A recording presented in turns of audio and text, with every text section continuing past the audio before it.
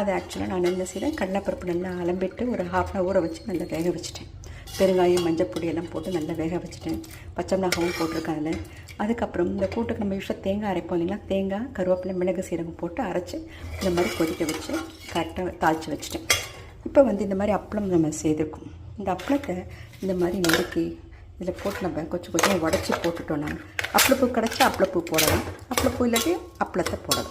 இந்த மாதிரி போட்டுட்டிங்கன்னா அப்பளப்பூ கூட்டுன்னு சொல்லுவோம் நம்மளாம். அந்த காலத்துலலாம் பண்ணுவாங்க, ரொம்ப ருசியாக இருக்கும்.